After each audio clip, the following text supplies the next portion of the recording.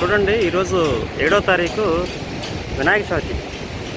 అంటే పొద్దున్నే అన్ని డిపార్ట్మెంట్స్ కలిపి కౌంటర్ వెయిట్స్ ప్రకాశం బ్యారేజీ మీద కౌంటర్ వెయిట్స్ దిగిచ్చే పనిలో ఉన్నారండి.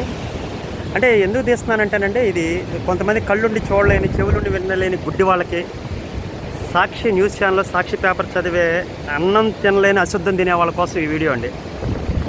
అంటే ఇక్కడ ఏదో ప్రస్తుతం ఉన్న ప్రభుత్వాన్ని పొగట్టమో లేకపోతే పాత గవర్నమెంట్ తిట్టడమో నా ఉద్దేశం కాదు సార్. ఇరిగేషన్ ప్రాజెక్ట్స్ మీద ఉన్నటువంటి శ్రద్ధ ఎలాంటిది అనేది నేను చెప్తున్నాను సార్. ఇదిగోండి, బెకామ్ అనే కంపెనీలో 72 అవర్స్లో హైదరాబాద్ ఉండే కంపెనీతో మాట్లాడి వాళ్ళతో తయారు చేయించేసి ఒక్కొక్క వెయిట్ 17 టన్నులు అటువంటి ఇలాంటివన్నీ కూడా తీసుకొచ్చి యుద్ధ ప్రాతిపదికన పనులు చేపడతా ఉంటే ఇంతకన్నా ఏం కావాలి సార్? ఇంకా రాష్ట్రం మీద కానీ ప్రాజెక్టుల మీద కానీ ఉన్న శ్రద్ధ గత ప్రభుత్వంలో కనీసం ఒక కేజీ క్రీజు కూడా పెట్టకుండా ఇరిగేషన్ ప్రాజెక్టుని, బ్యారేజీల్ని అన్నిటినీ కూడా నిర్వీర్యం చేసినటువంటి జగన్మోహన్ రెడ్డి ప్రభుత్వం చేసినటువంటి తప్పిదాలకి ఇప్పుడు కడుక్కోవాల్సి వస్తుందండి. ఇవన్నీ కూడా ఇప్పుడే ఇరిగేషన్ శాఖ మంత్రి రామానాయుడు గారు కూడా వచ్చి బయటికి వెళ్ళిపోయారు. అంటే రే అనక పగలనక, పండగనక పబ్బమనక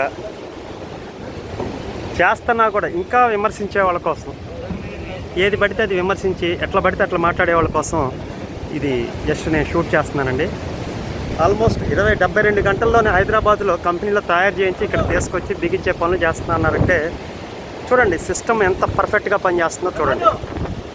మొత్తం బ్లాక్ చేసి, ప్రకాశం బ్యారేజ్ని అంతా బ్లాక్ చేసి డే అండ్ నైట్ వర్క్స్ జరుగుతున్నాయండి. డే అండ్ నైట్ వర్క్స్ ఇప్పుడు మీరు చూస్తుంది ఒక్కొక్కటి 17 టన్నులు అండి.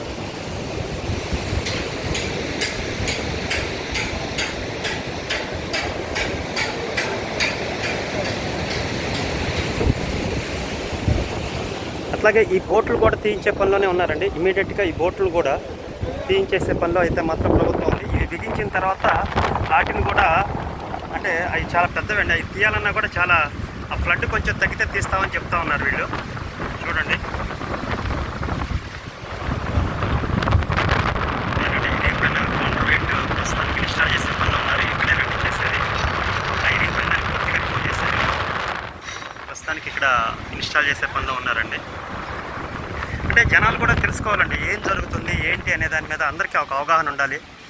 ఎవడో పడితే ఏదో వచ్చేసి ప్రెస్ ముందు మాట్లాడేసి మళ్ళీ వెళ్ళి జైలు చుట్టూ, కోర్టుల చుట్టూ మళ్ళీ బెయిల్ కోసం, పాస్పోర్ట్ల కోసం తిరిగే చెత్తారా డాష్ గాళ్ళందరూ మాట్లాడే మాటలకి, ప్రస్తుతం జరుగుతున్న పనికి తేడా తెలుసుకోమని చెప్తున్నానండి.